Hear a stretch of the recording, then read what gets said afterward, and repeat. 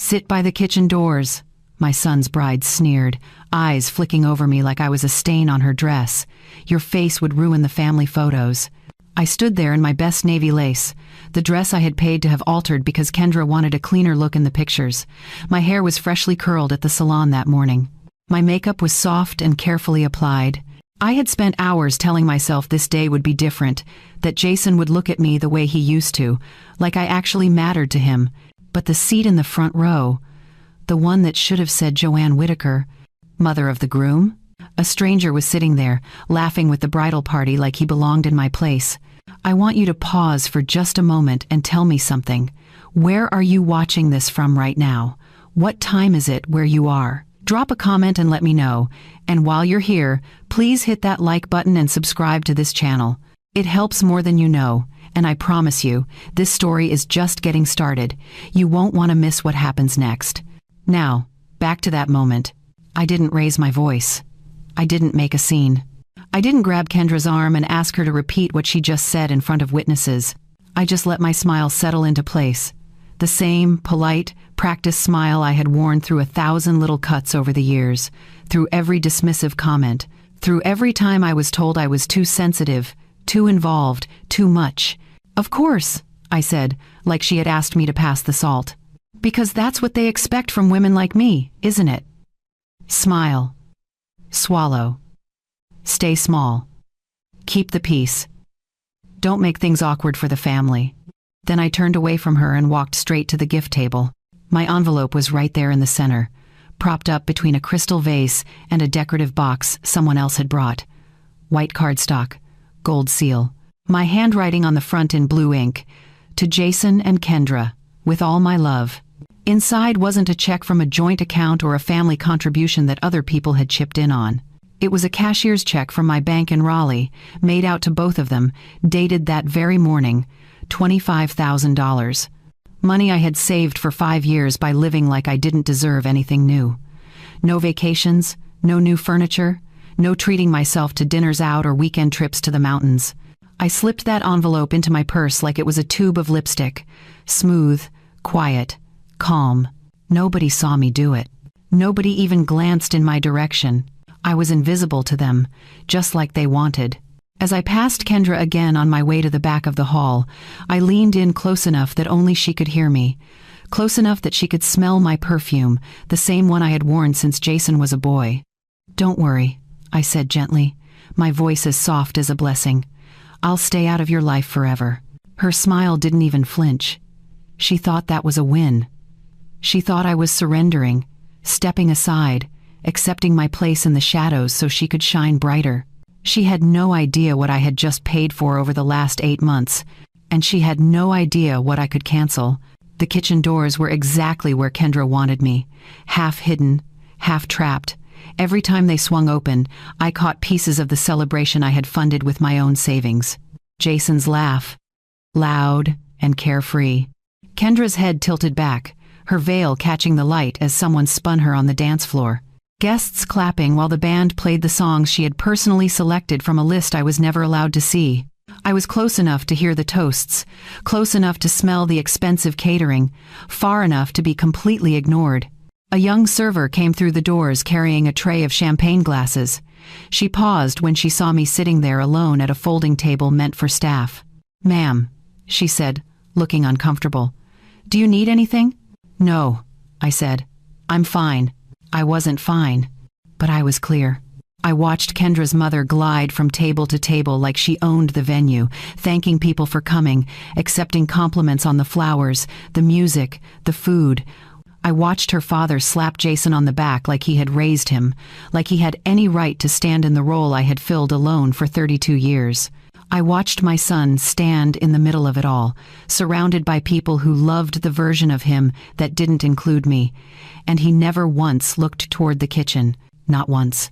And something inside me made a quiet decision, not a breakdown, not a tantrum, not the kind of scene Kendra would later describe to her friends as proof I was unstable. A decision. I took out my phone and opened my email. The same thread where every contract lived, every vendor confirmation, every payment schedule, every receipt, because I hadn't just paid deposits. I had signed the agreements. My name, my credit card, my approval on every single line, which meant the bar didn't pour another drink without me. The band didn't play another song without me.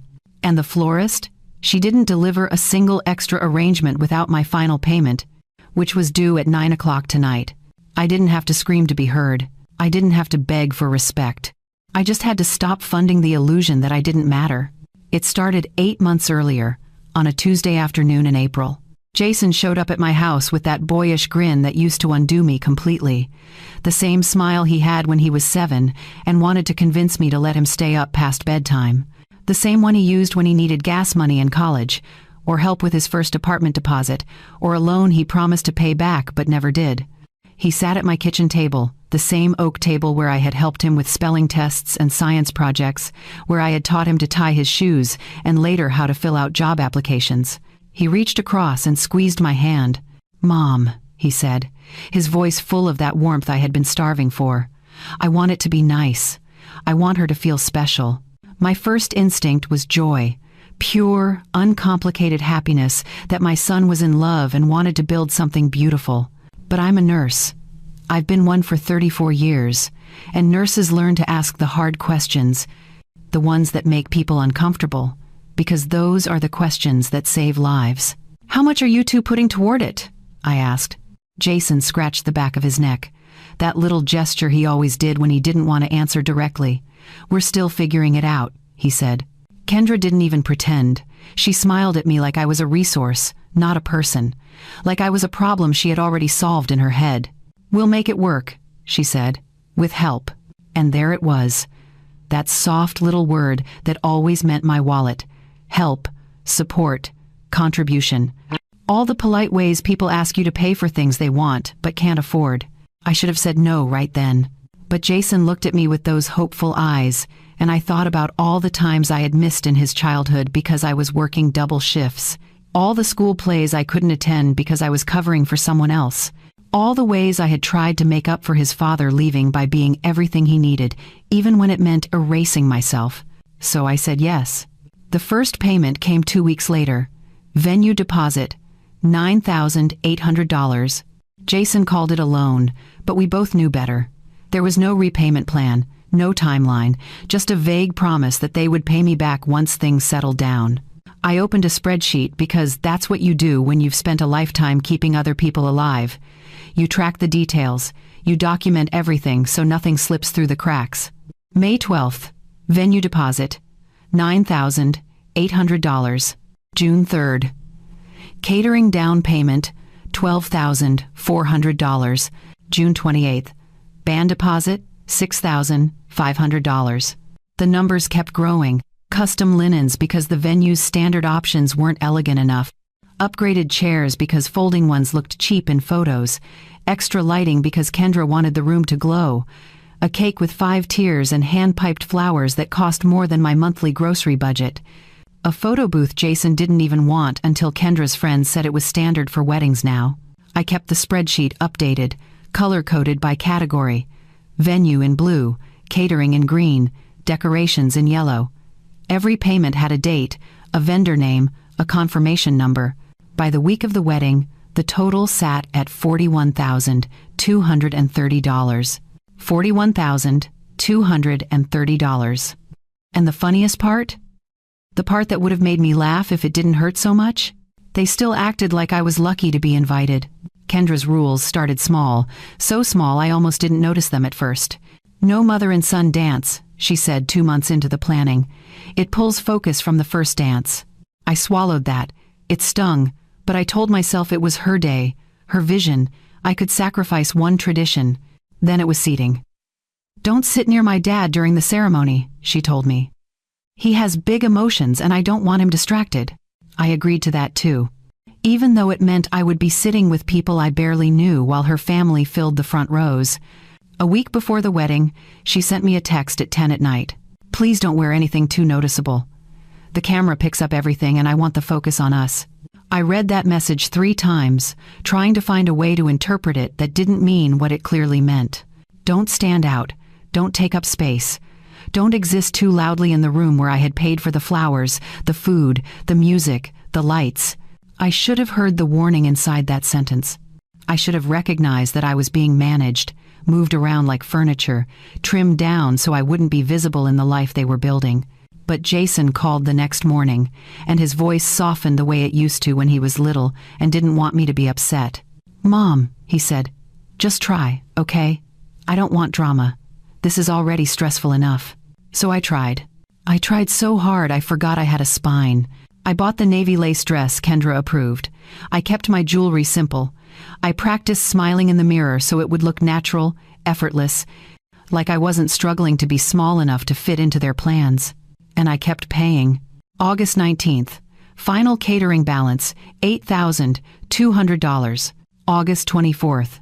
Floral installations and day of delivery, $4,800. August 29th. Band final payment and extended evening set, $3,900. Every time I transferred money, I told myself this was an investment in Jason's happiness, that he would remember this. That one day, when things calmed down and the wedding was over, he would come back to me and see what I had sacrificed. But 3 days before the wedding, I received an email from the event coordinator. It was the final payment schedule. The last round of balances due on the day of the event or within 24 hours after. Bar service final payment, due by end of reception.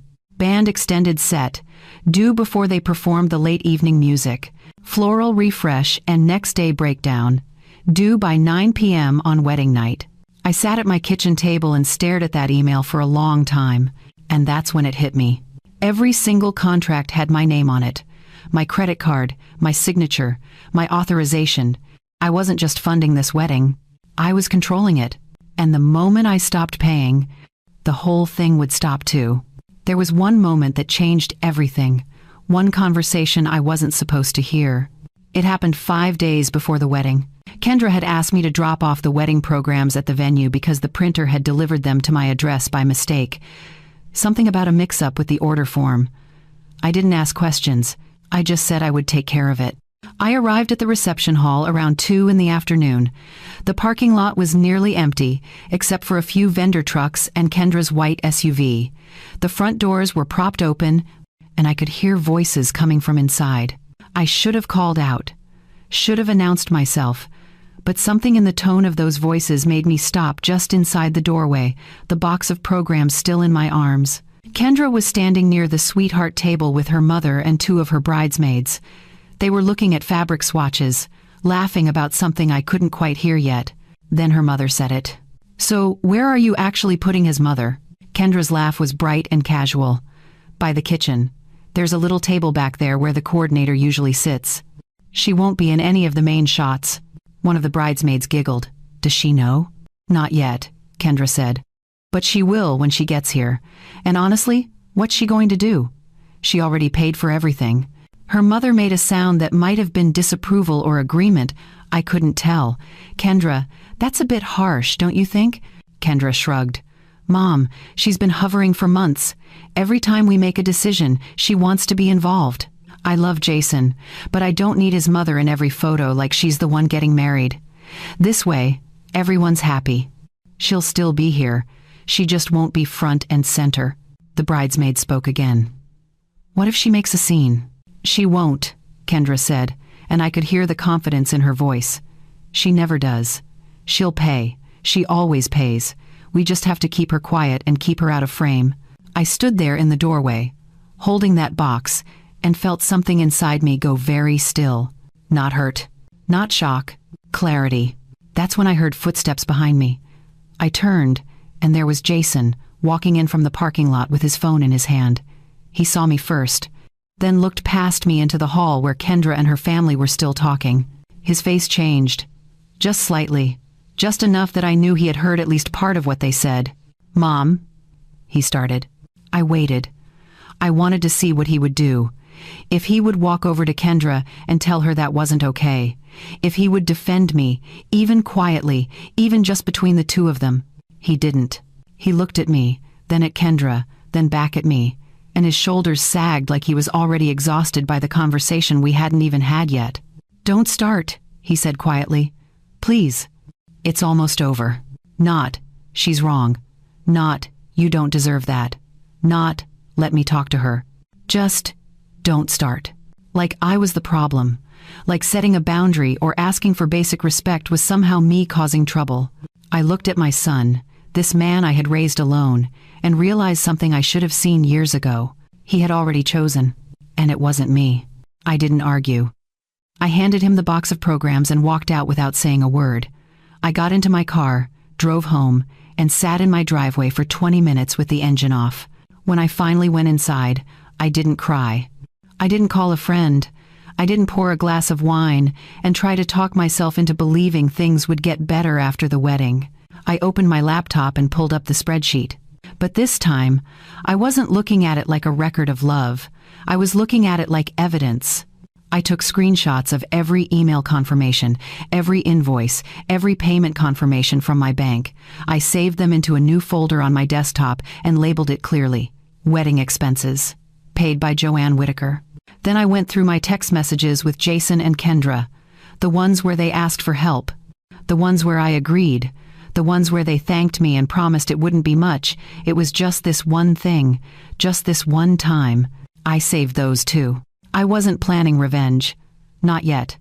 I was just making sure that if they tried to erase me, I had proof I existed. And then I made a rule. A private rule, just for me. If they try to make me invisible in public, I will leave quietly. And when I leave, I'll take every bit of my support with me. No yelling, no threats, no begging them to see my worth. Just a clean, quiet exit. And consequences. So there I was, back at that folding table by the kitchen doors, watching the party I had paid for unfold in front of me like a show I wasn't invited to join. The reception hall was beautiful. I'll give Kendra that much. The flowers were stunning, cream roses and white hydrangeas cascading down from tall crystal vases. The lighting was warm and golden, making everyone look like they were glowing. The tables were draped in champagne-colored linens, and each place setting had a small handwritten card with the guest's name in elegant calligraphy. Every detail was perfect. Because I had paid for every single one of them. I watched Kendra's mother work the room like she was hosting a party in her own home. She moved from table to table, her hand resting on shoulders, leaning in to hear stories, laughing at jokes. She accepted compliments on the flowers with a gracious nod, like she had chosen them herself, like she had spent hours on the phone with the florist going over options and prices. She hadn't. I had. Kendra's father stood near the bar with a group of men, all of them holding glasses of expensive bourbon I had approved on the upgraded liquor list. He was telling some story that had them all laughing, his arm draped around Jason's shoulders like they were old friends, like he had been there for every scraped knee and every difficult decision, like he had earned the right to stand in that father figure role. He hadn't. I had been both parents, for 32 years, and Jason stood there in the center of it all, smiling, laughing, accepting backslaps and handshakes from Kendra's relatives. He looked so happy. So relaxed, like he had finally found the family he was supposed to have all along. The family that didn't include me. I watched him scan the room once, his eyes moving over the tables, the dance floor, the guests gathered near the cake. His gaze passed right over the kitchen area where I sat. He didn't pause, didn't do a double take, didn't seem to register that his own mother was tucked away in the back like forgotten furniture. He just kept smiling and turned back to his new father-in-law. The kitchen doors swung open behind me, and that same young server appeared, balancing a tray of empty glasses. She paused when she saw me still sitting there alone. "Ma'am," she said softly, "are you sure I can't get you anything? Some water? Something to eat?" Her kindness almost broke me. Almost. Because it confirmed what I already knew. My isolation wasn't subtle. It wasn't something only I could feel. It was so obvious that even the staff felt sorry for me. "I'm fine," I told her again, keeping my voice steady. "Thank you for asking." She hesitated, like she wanted to say something else, then nodded and pushed back through the doors into the kitchen. And that small moment of human decency made my decision feel even more clear. I took out my phone and opened my email app. The screen glowed in the dim corner where I sat, and I scrolled through the thread labeled Wedding Vendors. Everything was there. Every contract, every payment schedule, every cancellation policy I had read carefully when I first signed. Because that's the thing about being a nurse for 3 decades. You learn to read the fine print. You learn that the details matter, that the difference between a good outcome and a disaster often comes down to what people missed in the paperwork. I hadn't missed anything. I knew exactly what I had signed. I knew exactly what I controlled. And I knew exactly when the final payments were due. Banned. Final balance due before the extended late set begins at 9 p.m. Bar service. Open bar ends at contracted time unless final premium payment is confirmed. Florist. Late evening refresh and installations require final authorization by 9 p.m. I looked at the time on my phone. 7:43 p.m. I had just over an hour before the next round of payments would be processed automatically from my account. 1 hour before my money would flow out to keep this celebration going strong into the night. 1 hour to decide if I was going to keep funding my own erasure. I sat back in my folding chair and looked out at the reception one more time, at Kendra, radiant and confident, dancing with her father, at Jason, surrounded by her family, looking more at home with them than he ever had with me, at the guests enjoying food and drinks and music that my bank account had provided, and I made my choice. I wasn't going to beg for a better seat. I wasn't going to pull Jason aside and ask him how he could let this happen. I wasn't going to confront Kendra or her mother or anyone else who thought putting me by the kitchen was acceptable. I was just going to stop paying. Not out of spite, not out of anger, but out of something much simpler and much more powerful. Self-respect. I pulled up the first contact in my vendor list, the band manager.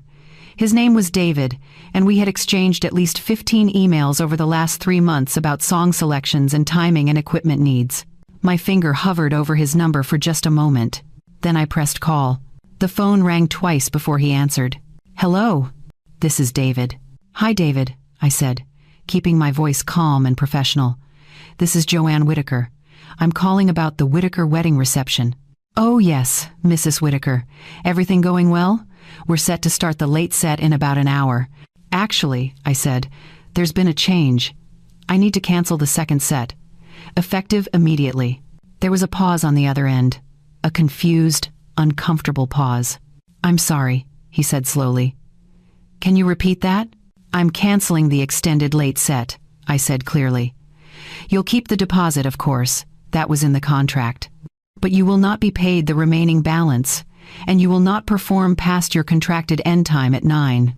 Mrs. Whitaker, he said, and I could hear him trying to figure out if this was a joke. We're already here. We're set up. The contract was for... I know what the contract was for, I interrupted gently. I signed it, and I'm the one authorized to modify it. The deposit is yours to keep. But the additional payment for the late set will not be processed. He hesitated again. That's very unusual. So is seating the groom's mother by the kitchen doors? I said. And then I ended the call. I set my phone down on the table and took a slow breath. My hands were completely steady. My heart rate was normal. I felt calmer than I had in months. 1 call down, 2 more to go. I scrolled through my contacts and found the bar service manager. His name was Greg, and he had been incredibly patient with me when I kept changing the liquor package because Kendra wanted to make sure her guests had premium options. The phone rang 4 times before he picked up. Greg's Event Services. This is Greg. Hi, Greg, I said pleasantly. This is Joanne Whitaker. I'm calling about the open bar service for the Whitaker wedding tonight. Oh, hey, Mrs. Whitaker. His voice was friendly, relaxed. Everything going smoothly over there? Actually, I need to make an adjustment, I said. I'm ending the open bar service at 8 o'clock. That's in about 15 minutes. The line went quiet for a beat. I'm sorry, he said carefully. Did you say ending it? Yes, I said. You'll be compensated for everything that's already been poured and served.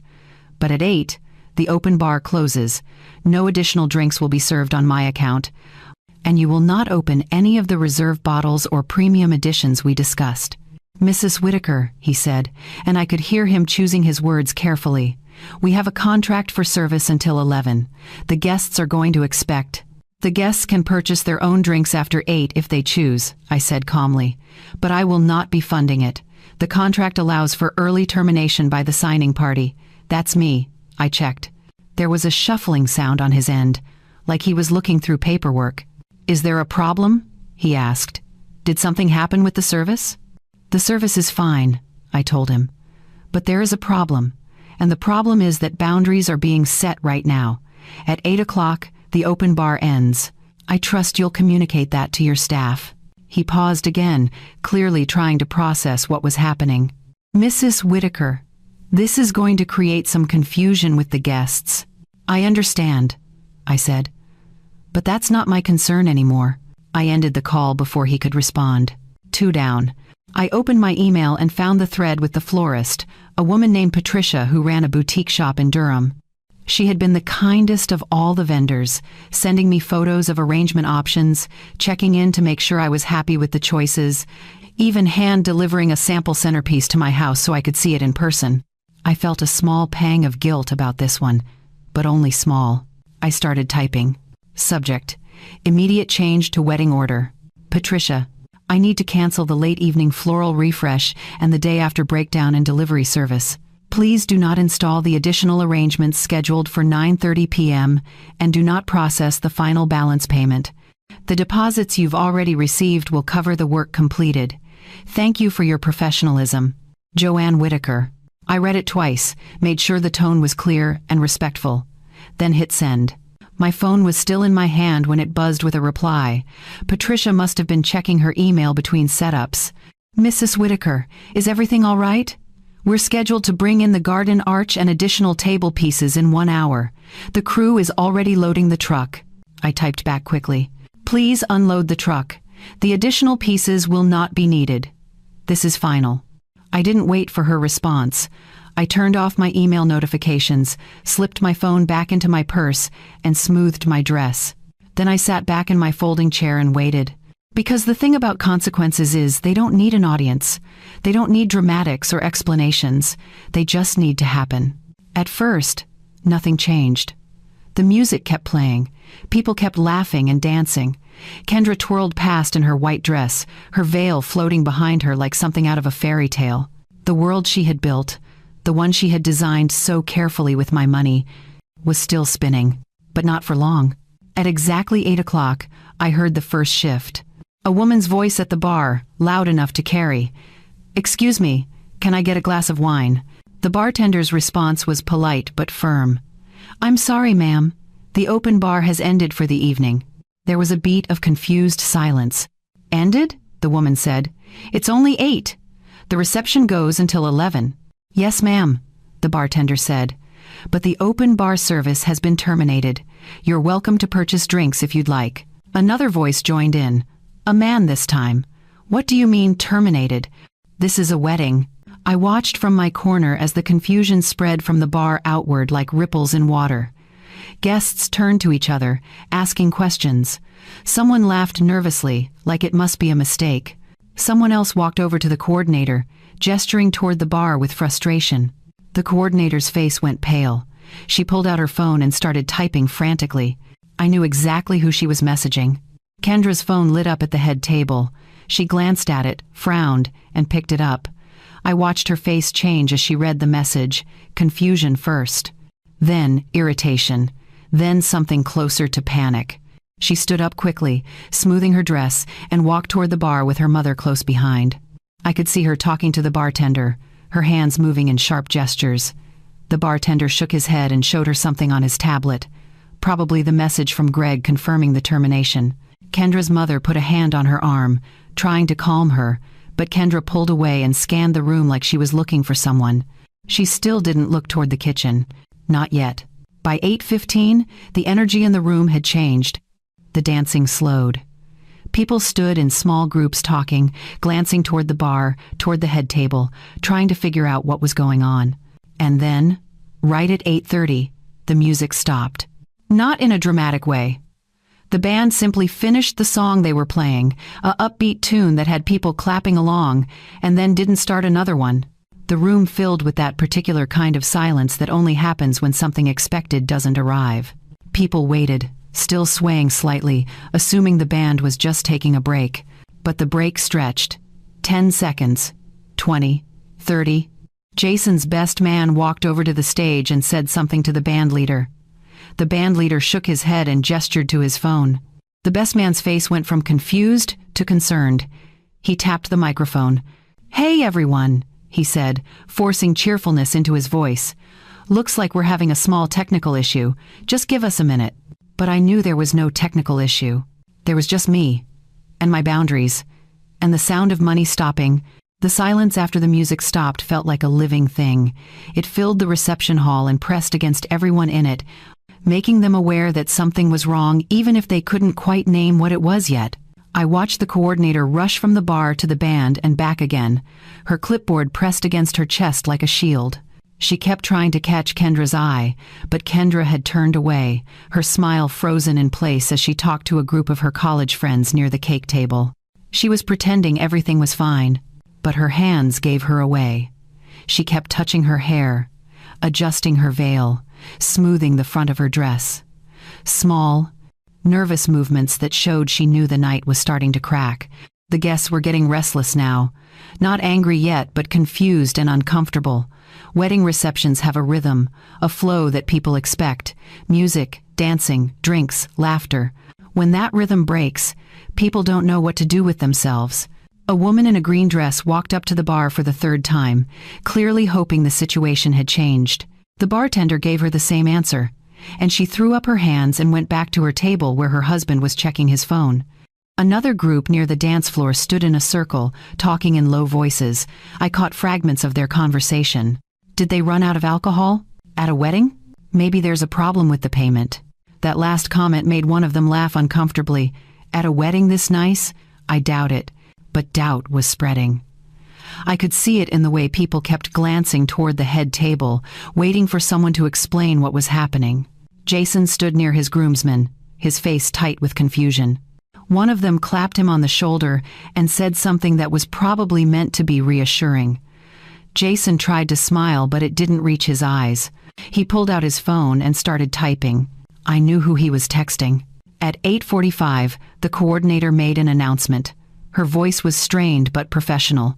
"Ladies and gentlemen, we're experiencing some unexpected scheduling changes this evening.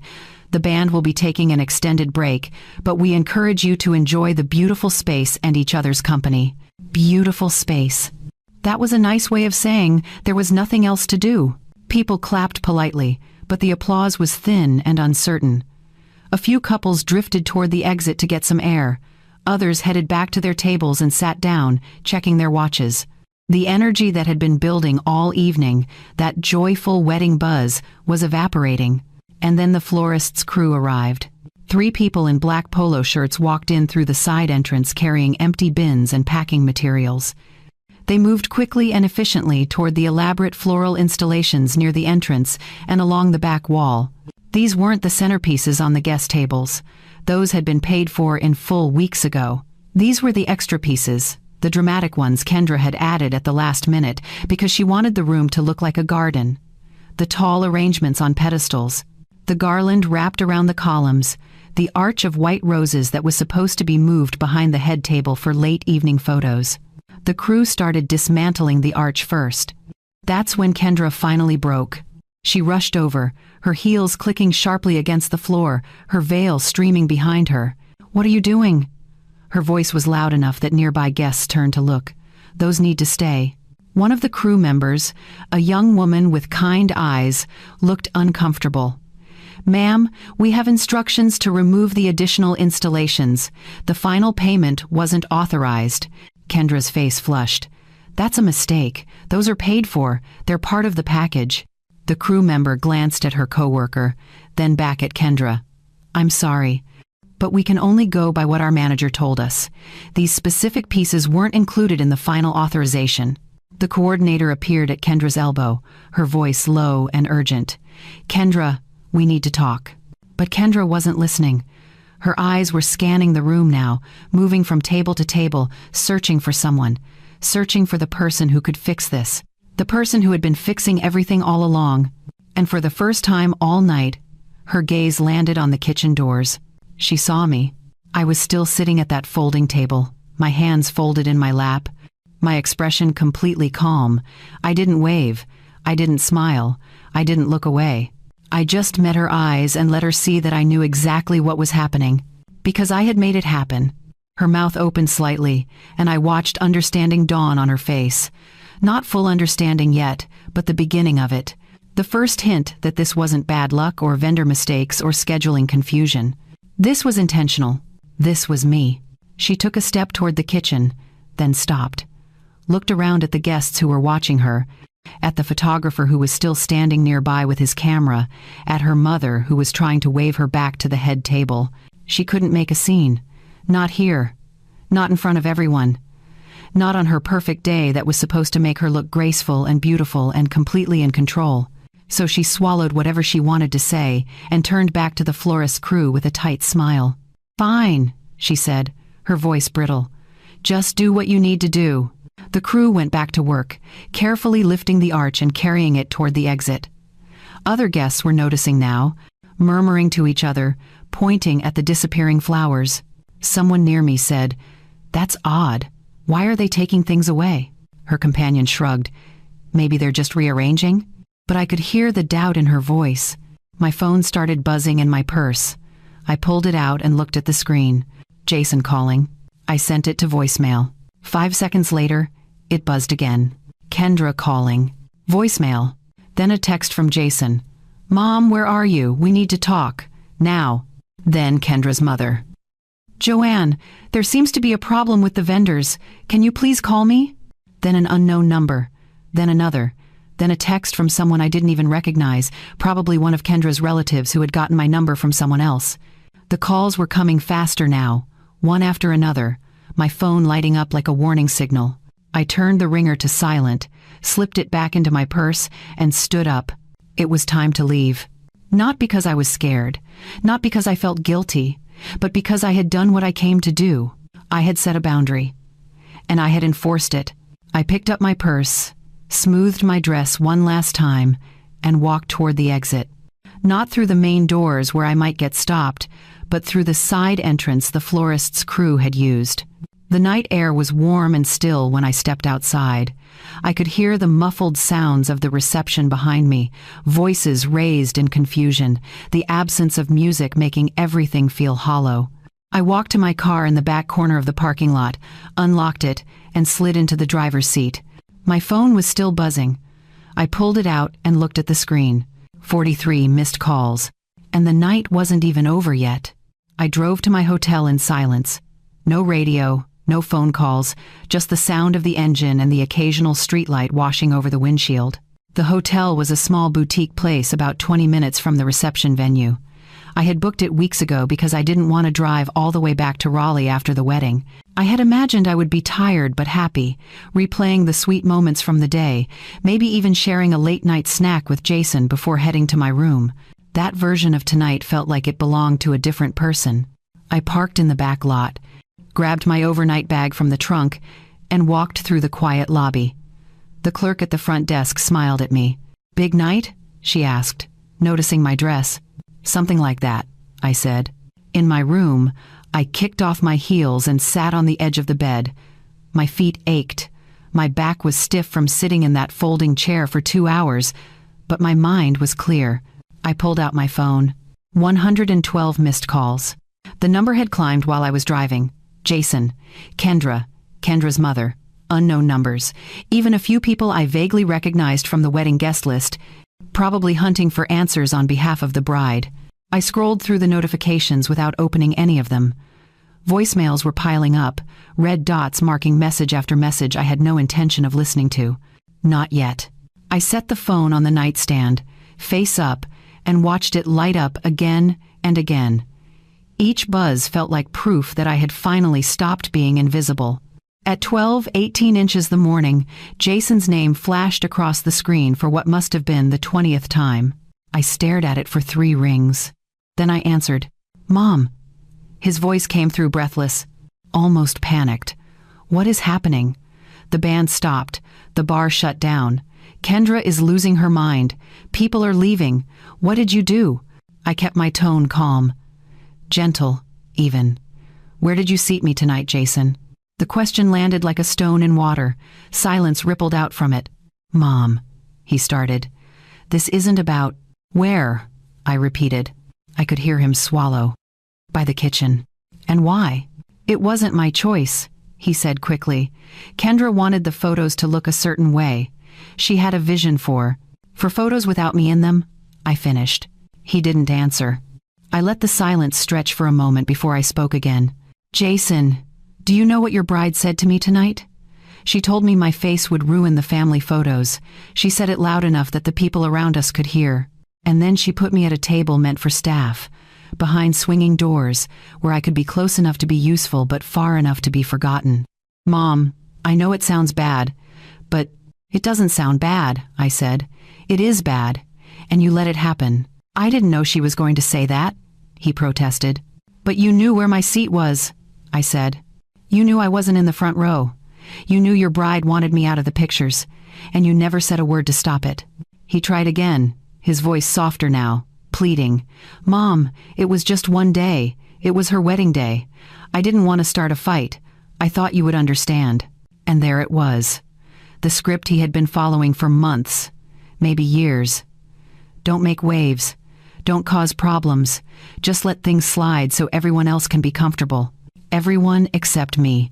I took a slow breath and said the line that had been forming in my chest all night, the one that felt like truth finally breaking through. If my face ruins your photos, I told him, my money ruins your wedding.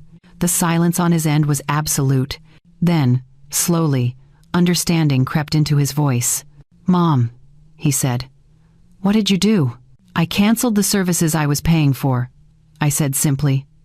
The band's extended set, the open bar after 8, the extra flowers, all of it. You can't do that, he said. And now there was anger underneath the fear. I already did, I said. And Jason, you should check the gift table. There was a pause, a sharp inhale. What? The envelope, I said. The one with your names on it. The one that had $25,000 inside. I took it back. His voice rose. You took it back?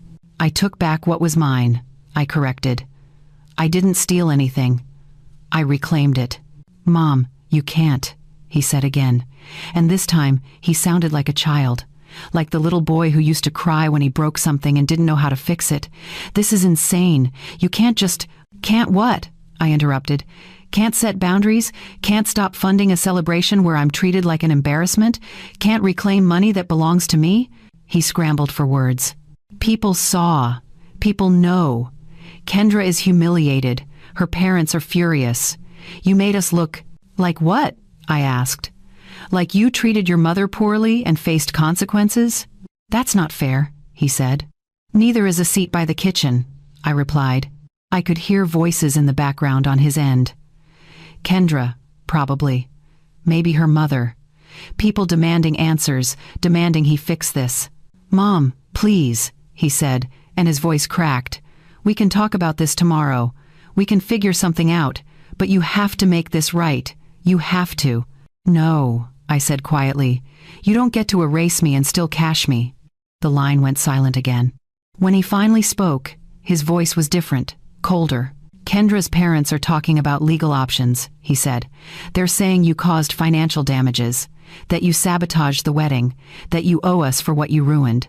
I almost laughed. Almost. I ruined it? I asked. Jason, I paid for it. $41,000. Do you want me to send you the spreadsheet? You promised, he said weakly. I promised to help, I agreed. I didn't promise to fund my own humiliation. And I certainly didn't promise to hand over $25,000 to people who think I'm not good enough to sit in the front row. They're serious, Mom, he said. Kendra's dad knows lawyers. They're talking about... Let them talk, I said. I have every receipt, every email, every contract with my name on it. If they want to threaten me, they can do it through their attorneys. But you should probably tell them that the person who signed those contracts is also the person who can prove exactly who paid for what. Mom, I'm done, Jason, I said. I'm done begging to be treated well. I'm done making myself smaller so other people can feel bigger. And I'm done with this conversation. I ended the call before he could respond. My hands were steady as I set the phone back on the nightstand. It lit up again almost immediately. I turned it face down and didn't look at it again. I slept better that night than I had in months. Not because I was happy, not because I felt victorious, but because I had finally stopped carrying the weight of other people's expectations. When I woke up at 7 the next morning, sunlight was streaming through the hotel curtains and my phone was still face down on the nightstand where I had left it. I got up, took a long shower, and put on the comfortable clothes I had packed for the drive home. Jeans, a soft blue sweater, sneakers. The kind of outfit that said I had places to go and things to do that didn't involve trying to be pretty enough for someone else's pictures. Only then did I check my phone. 147 missed calls, 62 text messages, 19 voicemails. I scrolled through the messages without reading most of them. They were all variations of the same theme: anger, accusations, demands that I fix what I had broken. But 3 messages stood out. The first was from Kendra, sent at 1:47 inches the morning. You embarrassed us in front of everyone. You ruined the most important day of my life. I will never forgive you for this. The second was from Kendra's mother, sent at 8:23 that morning. Joanne, I don't know what kind of breakdown you're having, but this behavior is unacceptable. You owe my daughter an apology and reimbursement for the damages you caused. We'll be discussing this with our attorney. The third was from Jason, sent just 20 minutes ago. Mom, please just call me.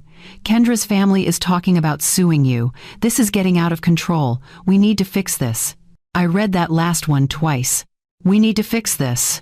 Not, I need to fix this. Not, I'll talk to Kendra and make this right. But we, like it was my responsibility to clean up the mess that came from setting a boundary. I deleted all 3 messages without responding. Then I got in my car and drove to my bank. The branch in Raleigh opened at 9 on Sundays, and I was waiting in the parking lot when the manager unlocked the doors. Her name was Patricia, and she had helped me open my first savings account 20 years ago when I started working at the hospital. Joanne, she said warmly when she saw me, what brings you in so early? I need to reorganize some accounts, I told her, and I need to do it this morning. We sat in her office for over an hour. I explained what I needed without going into all the details, and Patricia, bless her, asked only the questions that mattered. I moved the bulk of my savings into a trust account that required dual signatures for any withdrawals, mine and my attorney's, not Jason's. Not anyone who might try to guilt me or pressure me or claim they had a right to money I had earned. I updated the beneficiary on my life insurance policy, removed Jason's name, and added 3 charities I had always meant to support but never had because I was too busy supporting people who didn't appreciate it.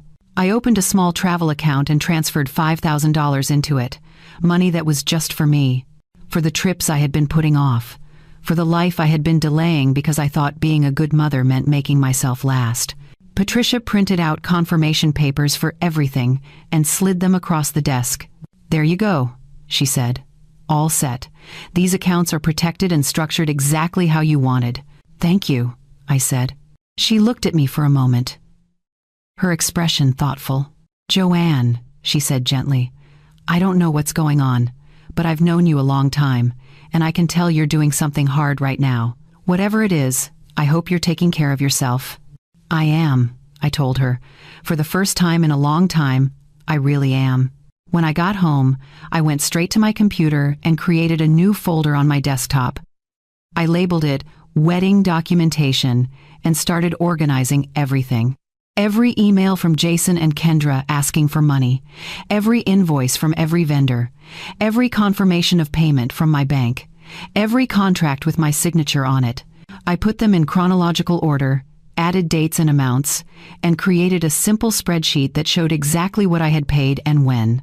Total spent, $41,230. Total promised in the gift envelope, $25,000. Grand total, $66,230. I saved multiple copies, one on my computer, one on a flash drive, one in my cloud storage, one printed out and filed in a folder in my desk drawer. If they wanted to come after me legally, they would find out very quickly that I had been keeping better records than they had. My phone kept buzzing while I worked. More calls, more texts. I ignored all of them except one. It was from Claire, my oldest friend from nursing school. She lived in San Diego now, and we only talked a few times a year, but she had always been the kind of person who told me the truth even when I didn't want to hear it. Her message was short. Heard through the grapevine something happened at Jason's wedding. You okay? I typed back. I'm better than okay. I'll call you later and explain. But Claire? I think I might need a vacation. Can I come visit? Her response came back in seconds. My guest room is yours anytime. Come next week if you want. The ocean is waiting. I smiled at that. The ocean. I hadn't seen the ocean in years. Hadn't let myself take time off because there was always something more important. Someone else who needed me more. Not anymore. I booked a flight for the following Wednesday. One way, because I wasn't sure how long I wanted to stay. Long enough to remember what it felt like to choose myself. By noon, my phone had quieted down. The calls were getting less frequent. People were probably talking to each other, comparing stories, trying to figure out what to do about me. Let them figure it out. I made myself lunch. A real lunch. Not something grabbed between tasks.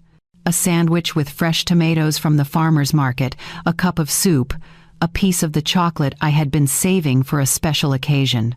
This felt special enough. At 2:37 the afternoon, my email notification dinged. The sender was an address I didn't recognize, but the subject line made my stomach tighten just slightly. Formal request for reimbursement. Whitaker Wedding. I opened it. The email was from Kendra's father. It was written in that careful, legal-sounding language people use when they want to sound official but don't actually have a lawyer writing for them yet. Dear Mrs. Whitaker, due to your actions at the wedding reception on the evening of September 16th, significant financial and reputational damages were incurred by my daughter and her husband. Your decision to cancel contracted services without notice caused distress to the couple and embarrassment in front of their guests. We are formally requesting reimbursement in the amount of $18,500 to cover the costs of rescheduled services, vendor penalties, and emotional distress. We expect a response within 72 hours. If we do not hear from you, we will have no choice but to pursue legal remedies. Sincerely, Robert Forster. I read it 3 times. Then I forwarded it to my attorney with a single line. Please advise on how to respond to this. And then I closed my laptop and went to pack for San Diego. My attorney called me back within 2 hours. Her name was Margaret Riley, and I had worked with her years ago when I bought my house. She was sharp, no nonsense, and didn't waste time on pleasantries when business needed handling. Joanne, she said when I answered, I got your email. Tell me what happened. I gave her the short version.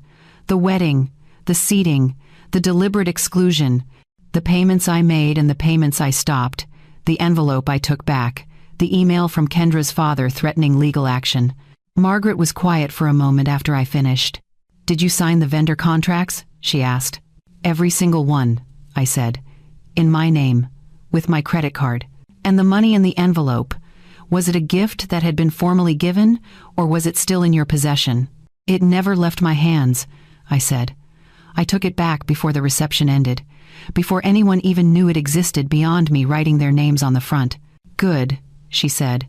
Then legally, they don't have a case. You can't steal your own money, and you can't be forced to continue paying for services you're authorized to cancel. The contracts will show that. What about the damages they're claiming? I asked. What damages? Margaret's voice was crisp. They got the ceremony, they got the reception, they got food, flowers, music, and everything that was already paid for. The fact that you chose not to continue funding optional extras is your right as the contracting party. They can be upset about it, but upset isn't the same as damaged. So I don't owe them anything, I said. Not a penny, Margaret confirmed. But Joanne, I need to warn you. People who make threats like this often escalate before they back down. They might try to pressure you through Jason. They might spread stories to mutual acquaintances. They might even try to paint you as irrational or unstable to justify their version of events. I've thought about that, I said. Good. Then here's what we'll do. I'm going to draft a response to Mr. Forster. It will be professional, factual, and make it very clear that any further contact needs to go through me. No more emails to you. No more calls. No more threats. If they want to pursue this, they can do it properly, and they'll find out very quickly that they have no grounds. Thank you, Margaret, I said. And Joanne, she added, document everything. Every call, every message, every conversation. If this turns into a smear campaign, you'll want proof of what was actually said versus what they claim was said. I will, I promised. After we hung up, I sat in my living room and waited. I didn't have to wait long. That evening, just after 6, my phone rang. Not Jason, not Kendra, but Helen Morris, a woman I had known for years through church. She was one of those people who always knew everyone's business and felt obligated to share it, usually under the guise of concern. "Joanne," she said, her voice dripping with false sympathy. "I heard about what happened at the wedding. Are you all right?" "I'm fine, Helen," I said carefully. "It's just that people are saying some things," she continued, "and I wanted to reach out because I care about you. We all do." "What kind of things?" I asked, even though I already knew where this was going. "Well," Helen said, lowering her voice like she was sharing a secret. "Some people are worried that maybe you've been under a lot of stress, that maybe you weren't thinking clearly when you made those decisions at the reception. You know how weddings can be overwhelming." "I wasn't overwhelmed," I said calmly. "I was very clear about what I was doing." Of course," she said quickly. "I'm not saying you were. But other people, well, they're wondering if maybe you're not handling your finances as well as you used to. If maybe you need some help managing things." And there it was. The narrative they were building. Not that I had set a boundary. Not that I had been mistreated. But that I was confused, unstable, unable to make sound decisions about my own money. "Helen," I said, keeping my voice pleasant, "I appreciate your concern, but I can assure you that my mind is perfectly clear and my finances are well managed. What happened at the wedding wasn't a breakdown. It was a decision." She hesitated. "But Joanne, canceling services in the middle of a reception, was my right?" I finished. "Because I paid for them, because my name was on the contracts, and because I chose to stop funding an event where I was being treated poorly." "Well," she said, clearly flustered, "I just think—" "Helen," I interrupted gently, "if people want to gossip, that's their choice, but I won't be participating in it, and I won't be explaining myself to anyone who wasn't there and doesn't know the full story." There was a long pause. "I'm just trying to help," she said, her voice cooling. "I understand," I said, "but I don't need that kind of help. Thank you for calling." I ended the conversation before she could say anything else. Then I pulled out my notebook and wrote down everything she had said, word for word, while it was still fresh in my memory. The implications, the suggestions, the way she had framed my actions as evidence of incompetence rather than agency. Margaret had been right. They were building a story, but I was building a case. The next call came from Jason, just before 8. "Mom," he said, and his voice was strained, "Kendra's parents want to sit down and talk. All of us. They think if we just have a conversation, we can work this out." "There's nothing to work out," I said. "Mom, please." He sounded exhausted. "They're not going to let this go. They're talking to people, telling everyone what happened, making you sound crazy," I offered. "Unstable? Incompetent?" He didn't answer, which was answer enough. "Jason," I said, "I'm not sitting down with people who think they can bully me into paying them back for consequences they earned. I didn't ruin the wedding. I just stopped funding it after I was humiliated. Kendra didn't mean—" "Yes, she did," I said firmly. "And so did you. You both knew where I was sitting. You both knew it was wrong. And you both chose her family's comfort over my dignity. So what am I supposed to do?" he asked, and there was real frustration in his voice now. "Just let my marriage start with my mom and my wife hating each other? That's not on me to fix," I said. "You made a choice, Jason. You can live with it, or you can acknowledge it was wrong and actually try to make amends. But I won't be manipulated into pretending I'm the problem here." "Her dad knows lawyers," Jason said quietly. "Real ones. They're talking about proving you're not competent to manage your own finances, that you need someone to oversee your accounts because you're making irrational decisions." My blood went cold, but my voice stayed steady. "Let them try," I said. "I have 34 years of nursing records showing I'm perfectly competent. I have organized financial documents going back decades. And I have an attorney who will be very interested in hearing that they're threatening to challenge my mental capacity because I set a boundary." Jason was quiet. "Is that really what this is?" I asked him.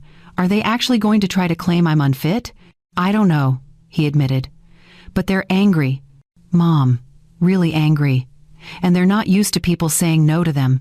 Then they're about to learn something new," I said, and I hung up. Margaret's response to Kendra's father came 2 days later. She sent me a copy before she sent it to him.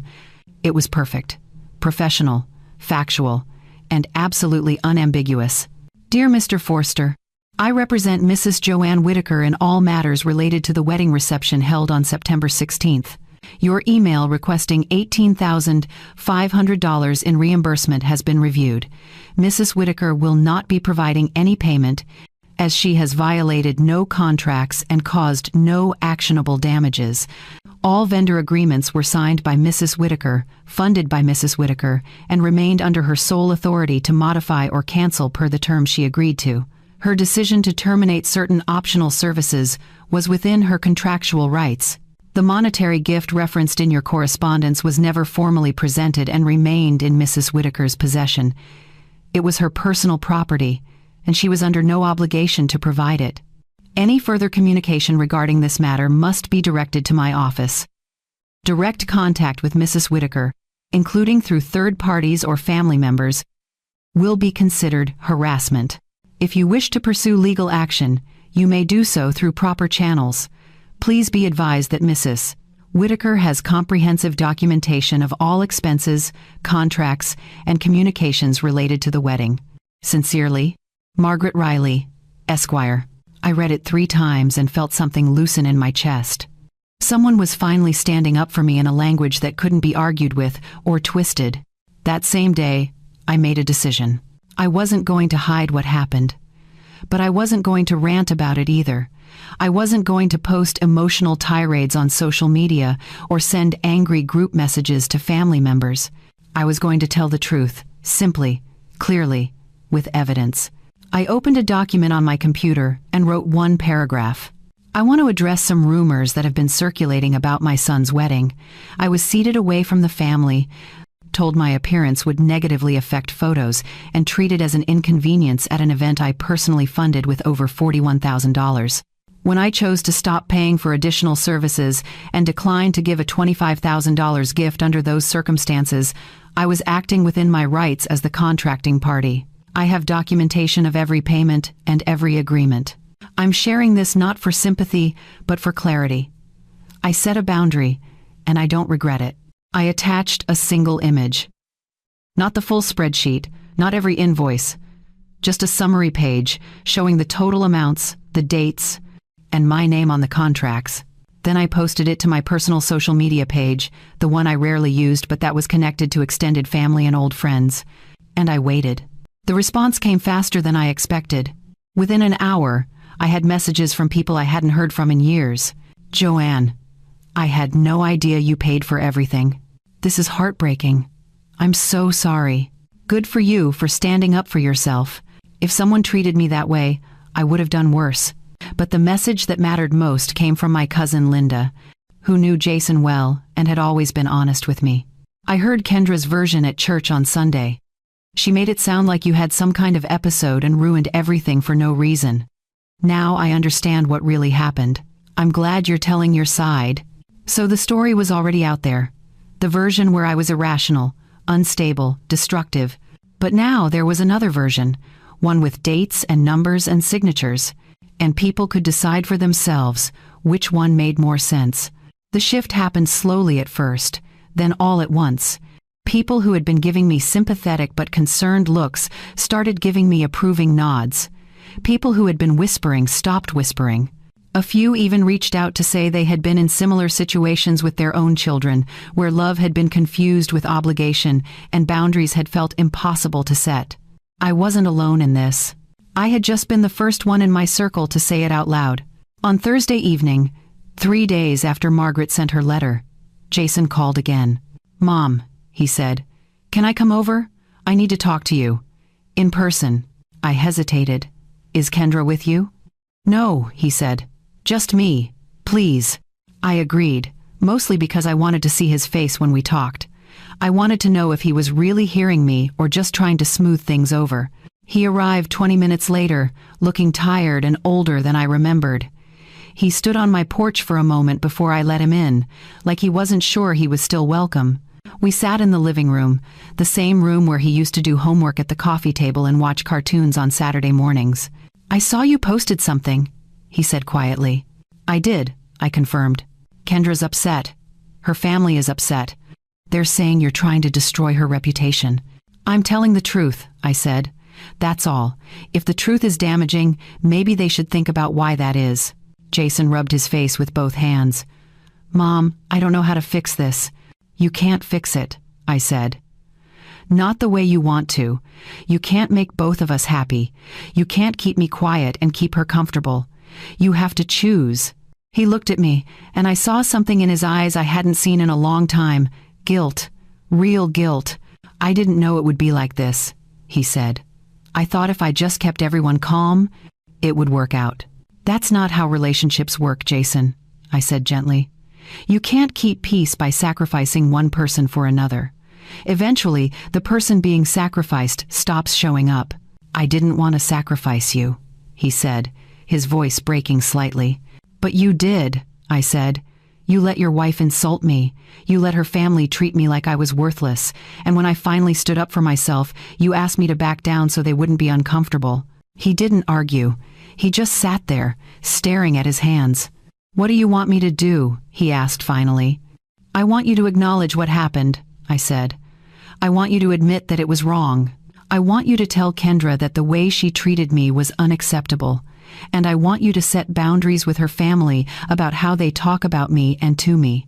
"And if I do that?" he asked. "Then maybe we can start rebuilding," I said, slowly, with real respect, not just polite avoidance. "But if you can't do that, if you need me to pretend this didn't happen so your marriage can be easier, then we don't have much to rebuild." Jason sat with that for a long time. Then he stood up. "I need to think," he said. "Take your time," I told him. After he left, I walked to my mantel and looked at the framed photos I had displayed there for years.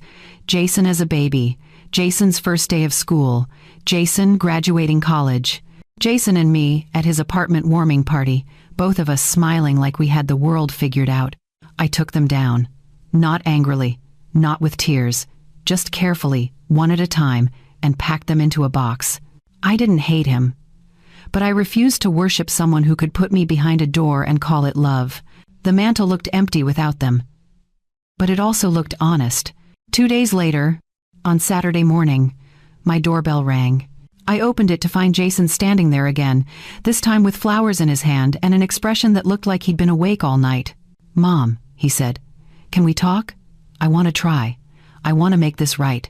And for the first time in months, I saw something in his face that looked like he might actually mean it. "You're absolutely right.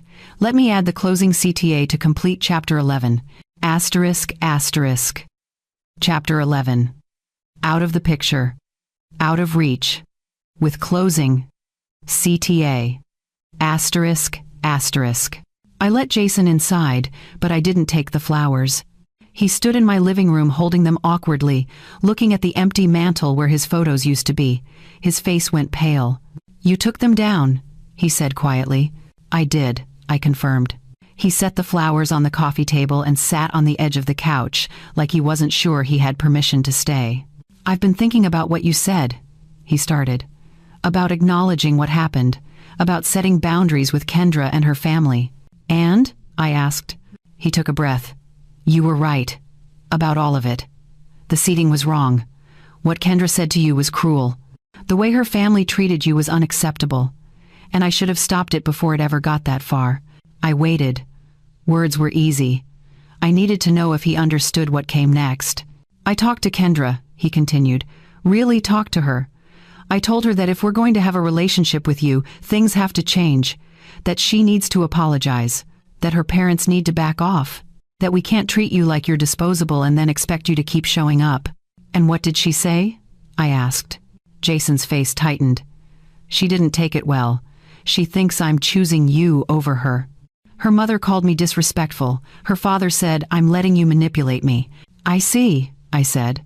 "But I told them I meant it," Jason said quickly. I told them that you're my mother and that I'm not going to have a relationship with you where you're treated like a problem. I told Kendra that she needs to understand what she did wrong. He looked at me with something close to desperation. I'm trying, Mom. I know I messed up. I know I should have done this months ago, but I'm trying now. I sat down across from him and folded my hands in my lap.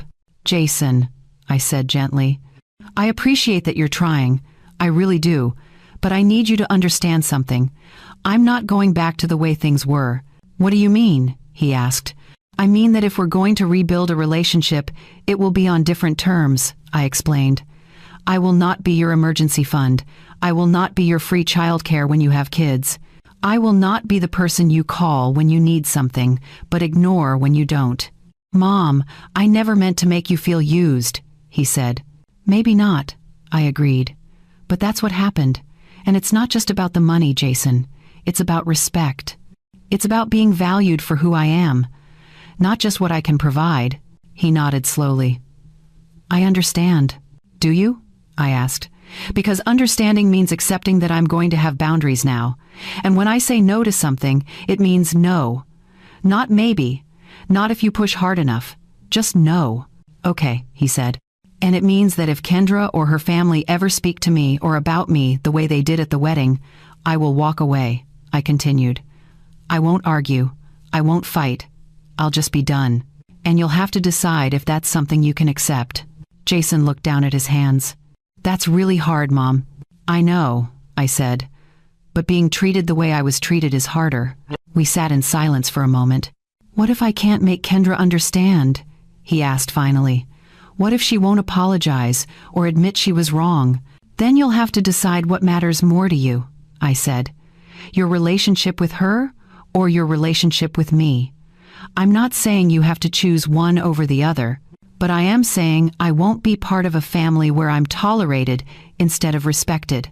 Jason's eyes filled with tears. I don't want to lose you. Then don't, I said simply. But you also can't ask me to lose myself to make your life easier. He wiped his face with the back of his hand and stood up. Can I still call you? He asked. Even if things are complicated with Kendra? Of course, I said. But Jason, I need you to know that I'm not waiting around for you to fix this. I'm not putting my life on hold until you and Kendra work things out. I'm moving forward. With or without you. He nodded and walked to the door. Before he left, he turned back. Where did you put the photos? He asked, looking at the empty mantel again. In a box in the guest room, I said. Safe. But not on display. Not until I feel like they belong there again. I love you, Mom, he said quietly. I love you too, I told him. But love isn't enough anymore. I need respect. After he left, I finished packing for San Diego. 3 days later, I was standing on a beach in La Jolla with my shoes in my hand and the Pacific Ocean stretching out in front of me like a promise. Claire stood next to me, her gray hair blowing in the wind, her face lit up with the kind of smile that only comes from real freedom. How long has it been since you've seen the ocean? She asked. Too long, I said. I've been too busy. Too busy being useful, she corrected gently. I nodded. Yeah, that. We walked along the shoreline, the tide washing over our feet, the water cold and clean and honest. Claire didn't ask me to explain everything that had happened. She had heard the basics over the phone, and she knew me well enough to fill in the rest. Are you okay? She asked after a while. I thought about that question. Really thought about it. I'm better than okay, I said. I'm free. My phone buzzed in my pocket. I pulled it out and saw Jason's name on the screen. For a moment, I considered answering. But then I looked at the ocean, at the endless horizon, at the life I was finally choosing for myself. And I let it ring. I turned the phone face down and tucked it back into my pocket. Claire watched me and smiled. Good for you, she said. We kept walking, the sand soft beneath our feet, the sun warm on our faces. Kendra had wanted me out of the pictures. Fine. Now I was out of the budget, out of the guilt, out of the endless cycle of giving more than I received. And for the first time in longer than I could remember, I felt something better than revenge. I felt peace. Because the truth is, the real victory wasn't watching the wedding fall apart or taking back my money or setting boundaries that made other people uncomfortable. The real victory was this. I stopped begging to be treated well. I stopped shrinking myself to fit into spaces that were never meant for me. I stopped believing that being a good mother meant erasing myself. And I started living a life that didn't depend on being useful to people who couldn't see my worth. The ocean stretched out in front of me, endless and undemanding. I was 68 years old, and I was just beginning to understand what it meant to belong to myself. And that, I thought as the waves rolled in and out, washing everything clean, was worth more than any wedding, any relationship, any family photo could ever be. If my face was too much for their pictures, my presence was too valuable for their entitlement. And I was finally okay with that. Now, I want to hear from you. Have you ever been in a situation where you had to choose between keeping the peace and keeping your dignity? Have you ever set a boundary that made other people uncomfortable but saved your own peace of mind? Share your story in the comments below. I read every single one, and your experiences matter. And if this story resonated with you, please hit that like button and subscribe to this channel. There are so many more stories like this one, stories about women who found their strength when the world tried to make them small. Thank you for being here. Thank you for listening. And remember, you are never too old to choose yourself.